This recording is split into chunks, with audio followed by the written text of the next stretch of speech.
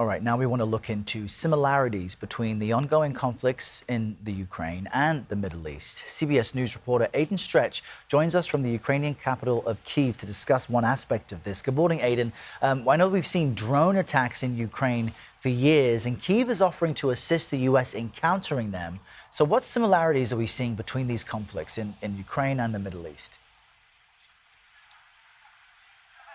Good morning, Errol. People here in Ukraine are following the war in the Middle East very closely. This morning, I sat down with Max Boot. He's an award-winning military historian, Washington Post columnist, and he's here right now in Ukraine with the Renewed Democracy Initiative while continuing to follow the war in the Middle East very closely. I asked him what comparisons he was drawing between the two wars, and here's what he told me.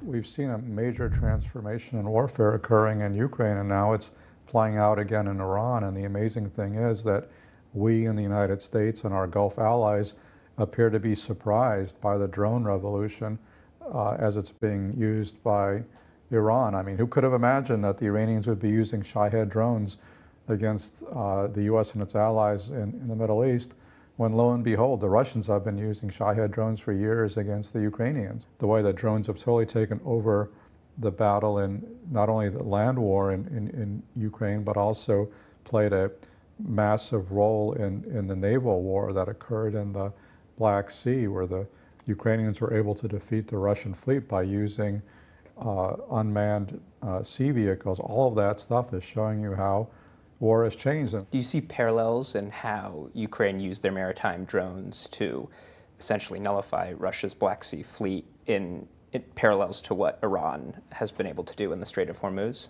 No, absolutely. I think there are parallels, including reportedly the Iranian use of unmanned sea drones to attack some oil tankers.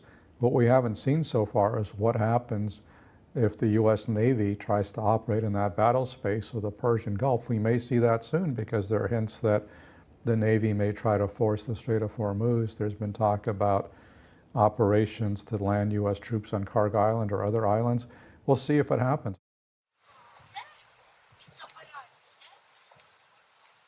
Max and I have been together in conversations with Ukrainian officials this week who have said that they're ready to help the United States with whatever needs they may have in the Middle East, but feel like the highest levels of the administration have not yet taken them up on their offers.